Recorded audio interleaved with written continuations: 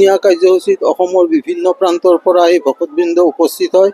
তেওঁলোকক আমি সকলো প্ৰকাৰে সেৱা শুশ্ৰূষা কৰাৰ কাৰণে অঞ্চলবাসী ৰাইজ সাজু হৈ থাকে আৰু আমি সকলোৰে মংগল কামনা কৰিছোঁ। অসমৰ বিভিন্ন অঞ্চলৰ পৰা আহিব। ইতিমধ্যে ধিং, নগাঁও, বৰপেটা, সৰভোগ, গোৱালপাৰা এইবিলাকৰ পৰা আহি উপস্থিত হৈছে।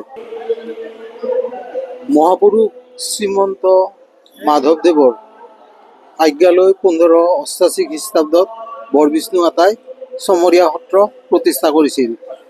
তেওঁৰ পৰলোক হোৱাৰ পাছত চমৰীয়া সত্ৰবাসীয়ে অতি উলহ মালহেৰে বৰবিষ্ণু আতাৰ তিৰোভাৱ তিথিটো পালন কৰি আহিছে আৰু এইটো কাৰ্যসূচী আমি 4 দিনীয়া হিচাপে পালন কৰোঁ। আজি দ্বিতীয় দিনত আজি অঞ্চলবাসী ৰাইজে আহি চমৰীয়া সত্ৰৰ প্ৰকাশমত উপস্থিত হৈছে আৰু সকলোৰে সহযোগত গুৰু আসন মূল কীৰ্তন গৃহৰ পৰা সভাঘৰলৈ উলিয়াই নিয়া হৈছে। সভাগৃহত গুৰু আসন প্ৰতিষ্ঠা হোৱাৰ পাছত তাত নাম কীৰ্তন হ'ব আৰু মূল কীৰ্তন ঘৰতো নাম কীৰ্তন হ'ব। তাৰ পাছত বাহিৰৰ পৰা যিমান যাত্ৰী আহে তেওঁলোকক সিধা দিয়াৰ ব্যৱস্থা কৰা হৈছে।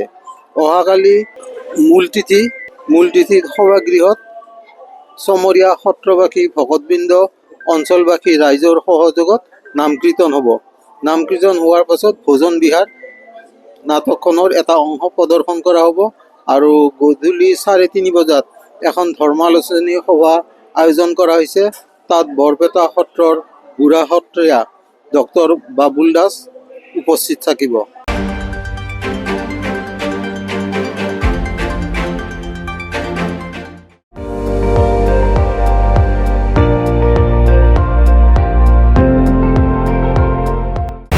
আপুনি চাই আছে ND24, সৰ্বশ্ৰেষ্ঠ নহয় সৰ্বোত্তমৰ দৌৰ।